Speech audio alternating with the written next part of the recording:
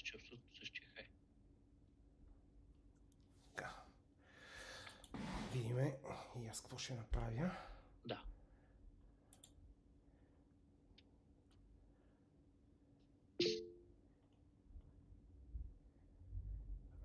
Така.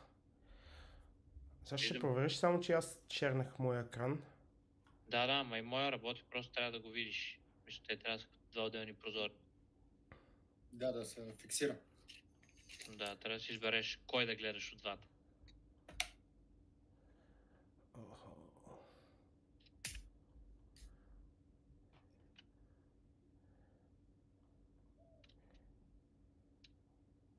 Тук имаме един support level.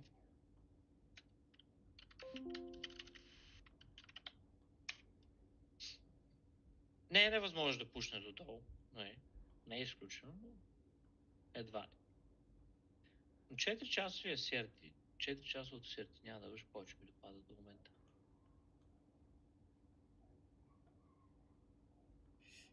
Искам да го маркна, много имаме и негов предвид. 15 минути.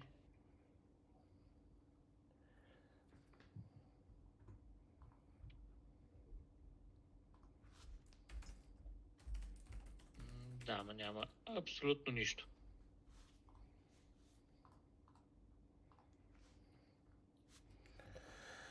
Така.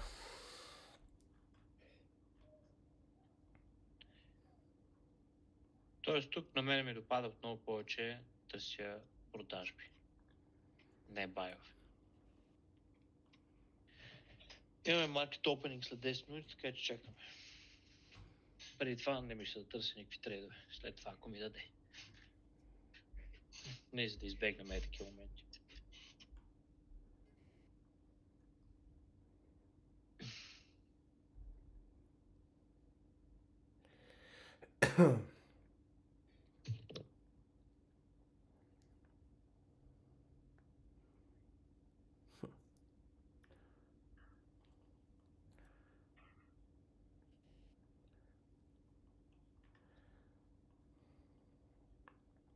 Да не забравяш да пуснеш да снимаш. Снимам.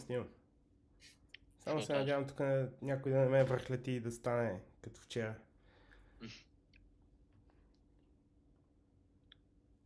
Схванах му...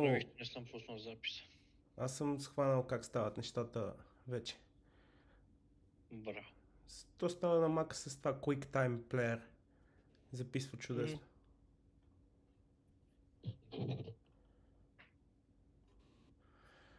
Общо взето, ако някой гледа в моя екран, това ще очаквам сега в момента. Тук нека малко позадържи тази зона. Market Open. Ето ако мога ги вземе тези или да се отблъсне от това ниво, на което е било support да стане Resistance и да го яхваме надолу. Само да сложа една по-хубава. Так. Даже ако може и до тук да дойде. И след това, тук ако дойде ще е идеално. Доста голямо движение. То това не е кой знае колко.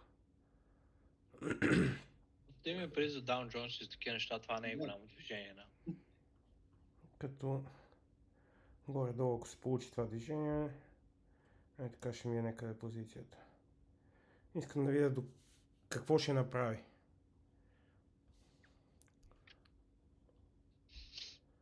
Market Open. Защото в момента тази зона тук я държи много нито надолу, нито нагоре ходи. Иначе имали сме валиден трейд. Тук имаме order block, който бива валидиран, след това бива валидиран и върсна тяга. Но и това е малко било по-риски ентри. И тук обаче много зависи от спред. Дали ще ви извади или няма да ви извади, като сделката ще се движи по този начин. Както казах, искам да изчакам маркет опенинга първо.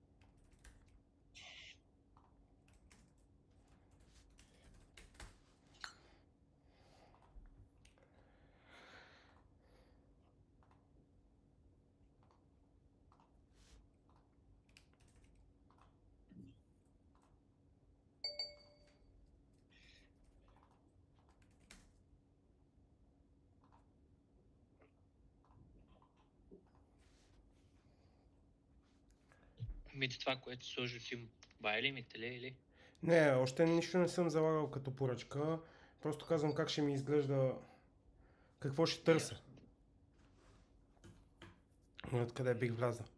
Защото тази зона в момента тук е много силна. И ще изчакам малко да се премести от нея.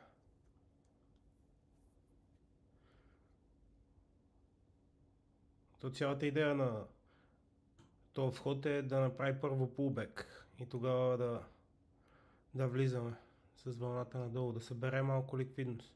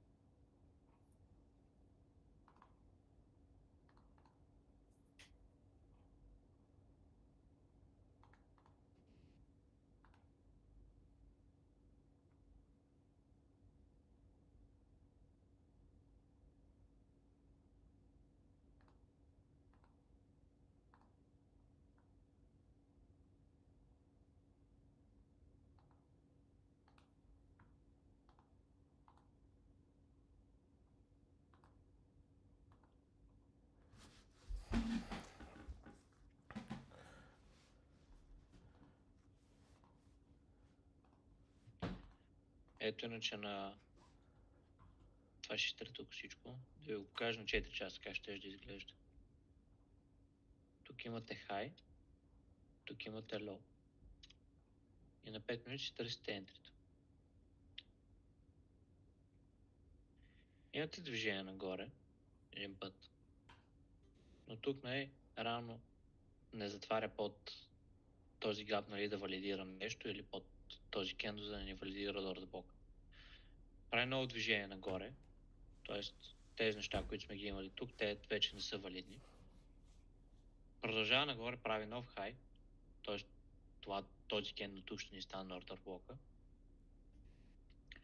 Нямаме до момента абсолютно нищо. Имаме нов хай. То не е хай, той е... Да, нов хай всъщност, заради това, което взима тук. Тоест, прави turtle soup. В този случай даже не е нов хай, а прави turtle soup. Това ни е order блока, като той се валидира в момента, в който ни затвори под него с един голям кендъл.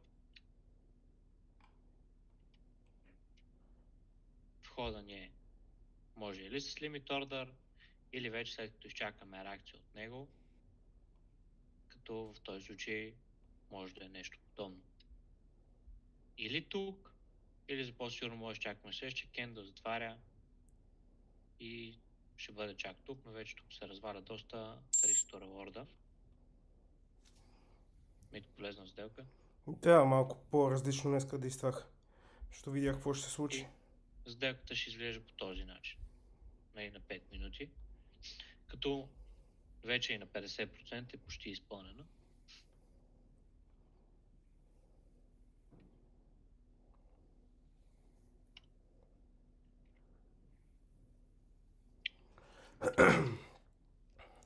Така че със сигурност села ни е по-оптималният вариант.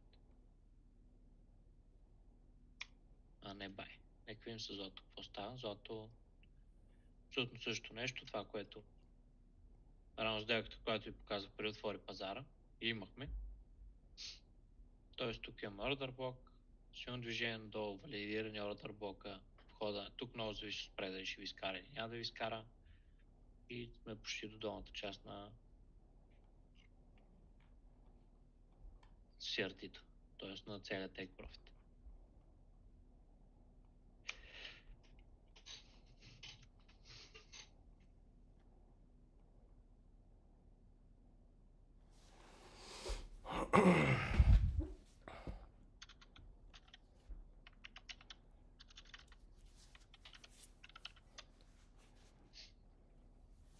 За момента чакаме. Нямаме никакъв ход.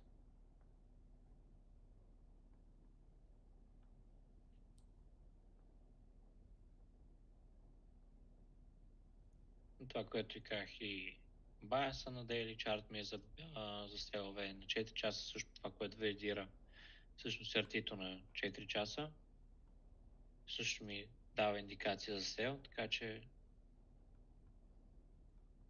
тук бая няма да е най-доброто нещо. И разгеле. Много ще си Както прибере. и при златото. 20 пипа на профит, ако някой е с мене, дърпам го даже на 30 и ми изкара. 30 пипа профит! Като тук имаме движение нагоре, имаме pullback, имаме продължение. Ако гледам от страна на Daily графика, има доста deep retrace и от тук нататък вече можем да продължи, нали, да се движи нагоре. Но с това ще имаме какво ще ни даде днеска. И аз да обясня набързо за моят трейд, ако го е гледал. Този път го подгоних, защото price action въобще не е хубав. И ето защо си гона цената с стоп лос, защото рязко обръща. И... затова не му давам шанса. 30 пипа всеки ден, са си 30 пипа всеки ден.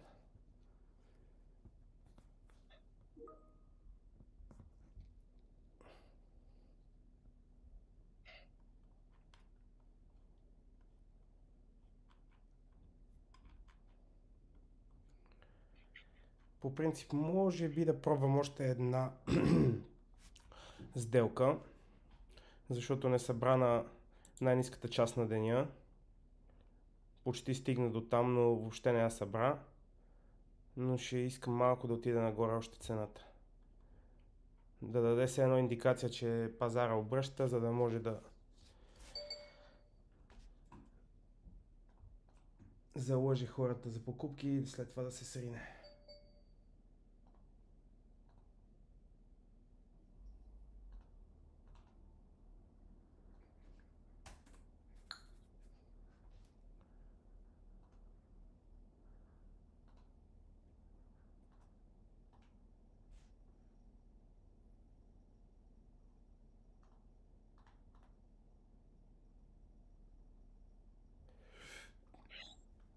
Оу.